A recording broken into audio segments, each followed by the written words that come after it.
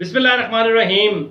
میری نظم پاکستان کا مطلب کیا، لا الہ الا اللہ، یوم تشکر 25 جولائی 2018 کی یاد میں.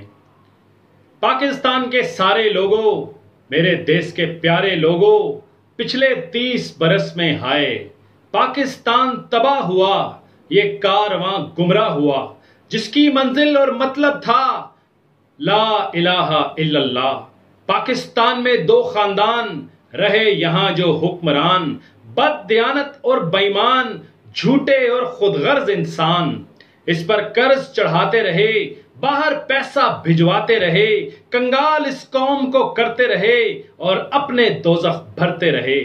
بھوک، افلاس، جہالت، مرض، لاقانونیت، وحشت، قرض دیتے رہے اس ملت کو، اس لا الہ کی ریاست کو.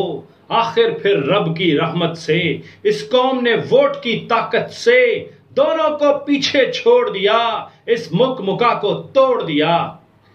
22 برس جو گونجی صدا، وہ شخص جو ان سے لڑتا رہا.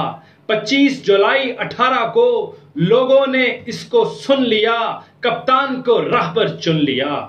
آؤ کہ منائیں خوشیوں سے یہ یوم تشکر اور نجات، مضبوط کریں اس شخص کے ہاتھ جو پھر سے کہنا چاہتا ہے پاکستان کا مطلب کیا، لا الہ الا اللہ، لا الہ الا اللہ.